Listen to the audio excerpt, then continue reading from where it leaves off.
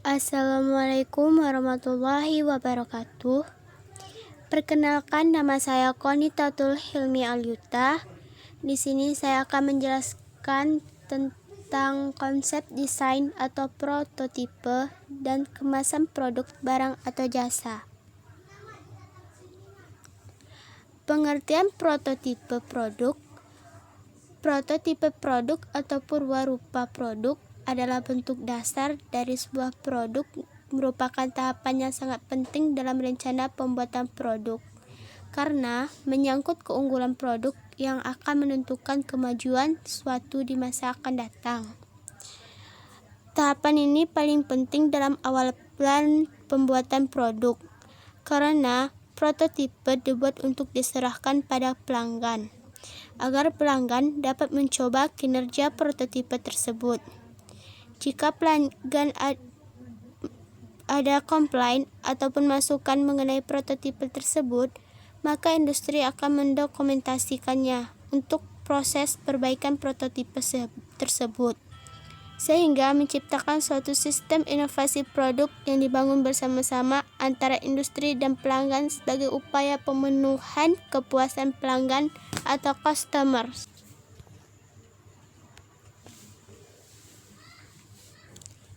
Tahapan prototipe. Yang pertama, pendefinisian produk. Merupakan penerjemahan konsep teknikal yang berhubungan dengan kebutuhan dan perilaku konsumen dalam perancangan, termasuk aspek hukum produk yang melibatkan keamanan dan perlindungan terhadap konsumen. Yang kedua, working model. Dibuat untuk mempresentasikan fungsi produk secara keseluruhan, dibuat pada skala sepenuhnya saja, membuktikan konsep dari pembuatan produk dan menemukan hal-hal yang tidak sesuai dengan konsep yang telah dibuat. Working model juga dibangun untuk menguji parameter fungsional dan membantu perancangan prototipe rekayasa. Yang ketiga, prototipe rekayasa. Dibuat sama halnya seperti working model, namun mengalami perubahan tingkat kompleksitas maupun superioritas dari working model. Yang keempat, prototipe produk. Dibuat untuk keperluan pengujian kinerja operasional dan kebutuhan rancangan sistem produksi. Yang kelima, qualified production item. Dibuat dalam skala penuh, berfungsi secara penuh, diproduksi pada tahap awal dalam jumlah kecil untuk memastikan produk memenuhi segala bentuk standar maupun peraturan yang diberlakukan terhadap produk tersebut, biasanya untuk diuji cobakan kepada umum. Yang keenam, model. Merupakan alat peraga yang mirip produk yang akan dibangun secara jelas, menggambarkan bentuk penamaan produk baik dengan skala yang diperbesar atau diperkecil. Yang ketujuh, prototipe adalah bentuk efektif dalam mengkomunikasikan konsep produk, namun jangan sampai menyerupai bentuk produk sebenarnya, karena mengandung risiko responden akan menyamakannya dengan produk akhir. Pengertian kemasan produk. Kemasan adalah desain kreatif yang mengaitkan bentuk, struktur, material, warna, citra, tipografi, dan elemen-elemen desain dengan informasi produk agar produk dapat dipasarkan. Kemasan dibangun untuk membungkus, melindungi, mengirim, mengeluarkan, menyimpan, mengidentifikasi, dan membedakan sebuah produk di pasar. Menurut Kimshuk dan Krasovuk 2006, pengemasan adalah kegiatan merancang dan memproduksi atau bungkus sebagai sebuah produk. Pengemasan adalah aktivitas merancang dan memproduksi kemasan atau pembungkus untuk produk. Fungsinya dari kemasan adalah untuk menjaga produk. Namun, sekarang kemasan menjadi faktor yang cukup penting sebagai alat pemasaran, menurut Kotler dan Keller.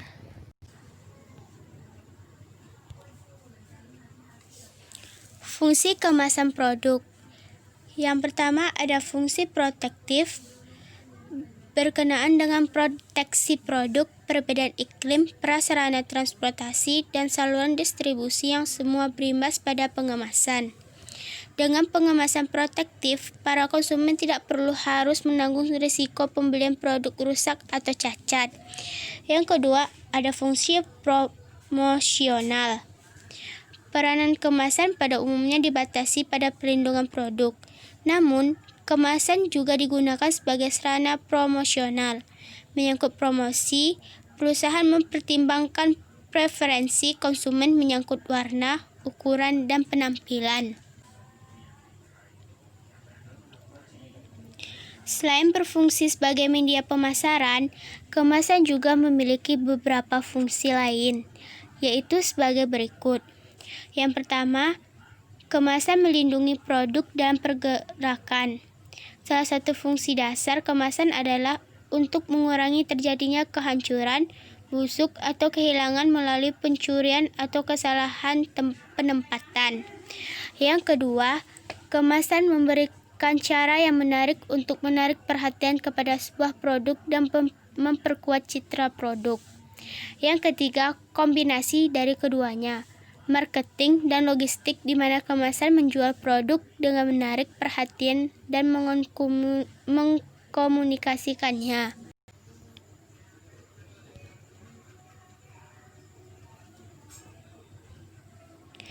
Jenis-jenis kemasan. Berdasarkan struktur isi, kemasan dibagi menjadi 3 jenis, yaitu yang pertama kemasan primer.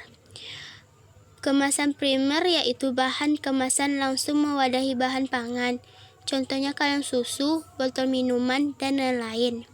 Yang kedua, ada kemasan sekunder. Fungsi utamanya untuk melindungi kelompok kemasan lainnya, seperti kotak karton untuk wadah kaleng susu, kotak kayu untuk wadah buah-buahan yang dibungkus, dan sebagainya. Yang ketiga, kemasan tersier dan kuarter, yaitu kemasan yang diperlukan untuk menyimpan, pengiriman, atau identifikasi. Kemasan tersier umumnya digunakan sebagai pelindung selama pengangkutan.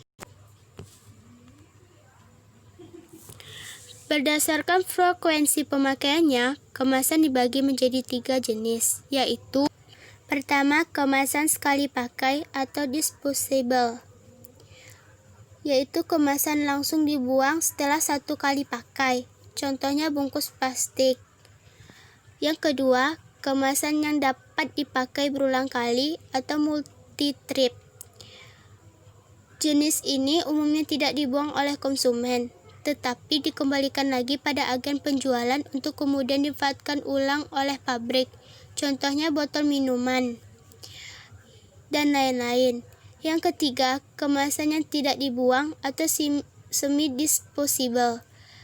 Kemasan ini digunakan untuk kepentingan lain di rumah konsumen setelah dipakai, contohnya kaleng biskuit, kaleng susu, dan berbagai jenis botol lainnya.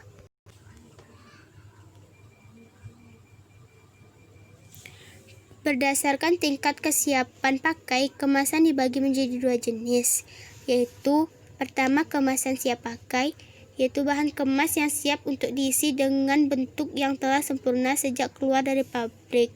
Contohnya adalah wadah botol, wadah kaleng, dan sebagainya. Kemasan siap dirakit, yaitu kemasan yang masih memerlukan tahap perakitan sebelum pengisian, misalnya kaleng dalam bentuk lempengan dan silinder fleksibel, wadah yang terbuat dari kertas, foil, atau plastik. Demikianlah hasil penjelasan dari konsep desain atau prototipe dan kemasan produk barang atau jasa. Apabila ada salah kata, mohon dimaafkan. Wabillahi taufiq wal hidayah. Wassalamualaikum warahmatullahi wabarakatuh.